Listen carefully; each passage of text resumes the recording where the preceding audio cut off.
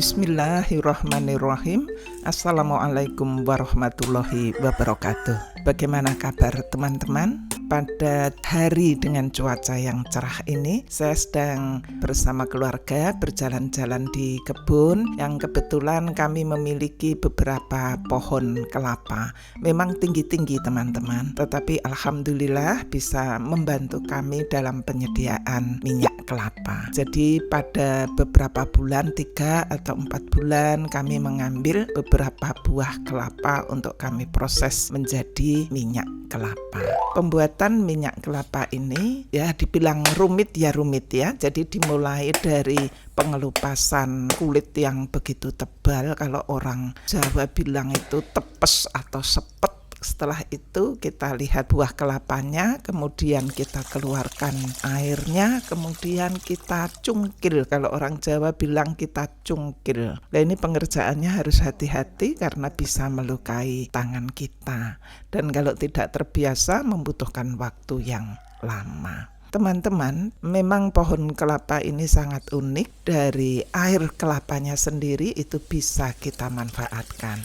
Ini kumpulan dari air kelapa, saya saring, kemudian saya masukkan dalam botol-botol dan saya simpan di kulkas. Jadi saya minum air kelapa ini sampai beberapa kali dalam sehari. Untuk proses pembuatan minyak kelapa, saya awali dari pemotongan kelapanya itu sendiri kecil-kecil teman-teman. Jadi sekitar 1 cm begitu, karena saya tidak memarut teman-teman, tetapi memblender ya. Nah, ini saya masukkan ke dalam blender, saya tambahkan air. Ini air mentah teman-teman, sampai airnya itu merendam kelapa potongan ya. Kemudian saya haluskan, ini agak lama ya, jadi setengah menit blender berhenti, setengah menit blender berhenti. Setelah itu kelapa yang sudah halus saya peras. Ini hanya sekali peras saja teman-teman. Jadi saya hanya mengambil yang santan kental saja. Saya kalau memeras kelapa itu betul-betul sampai kering, sampai airnya habis ya. Kalau orang Jawa bilang sampai poh ya. Poh itu sampai airnya ndak ada. Ampasnya saya berikan kepada ayam, itu sangat senang sekali. Dia tambah dengan sedikit dedak ya. Kemudian santan yang telah saya saring saya masukkan dalam kantong plastik, kurang lebih isi 1 kilo. Plastiknya sendiri 2 kilo teman-teman, karena saya menggunakan bagian atasnya plastik untuk mengikat ya. Jadi tidak membutuhkan bantuan karet, itu tidak.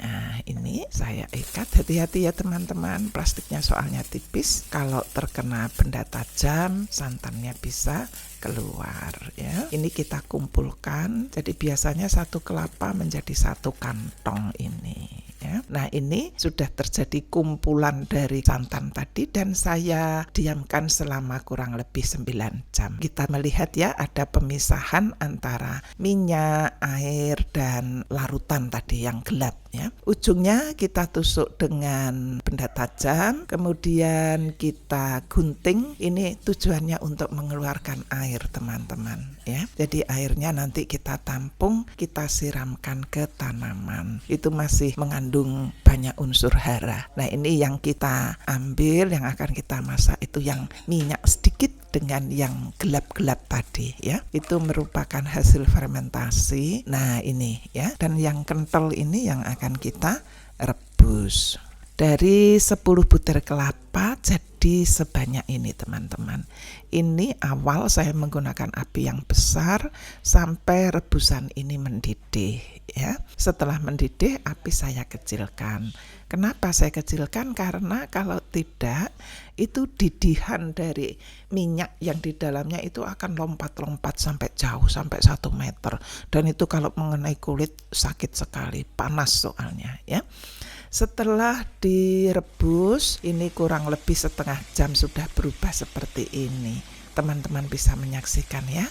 Yang bening itu minyak dan yang putih itu kelendo yang belum mengering.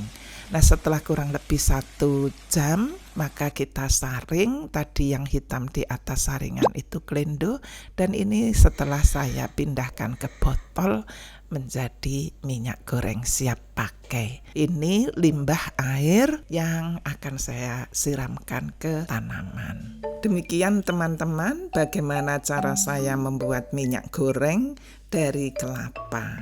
10 butir kelapa menjadi kurang lebih 1 liter minyak goreng. Keuntungan dari penggunaan minyak goreng ini yang pertama adalah aromanya harum, dan ketika kita menggoreng, minyak itu tetap jernih, tidak cepat menjadi hitam. Kemudian yang ketiga, ketika persediaan minyak goreng yang dari pabrik itu menipis atau habis, kita bisa memanfaatkan kebun kita sendiri. Dan yang terakhir tentunya ada rasa senang, ada rasa puas ketika kita panen dari kebun, mengolah, kemudian menggoreng sendiri, memanfaatkan dan menikmati. Demikian teman-teman, barangkali ini dapat menginspirasi. Memang kelihatannya capek ya, tetapi sangat menyenangkan. Billahi taufik wal hidayah. Assalamualaikum warahmatullahi wabarakatuh.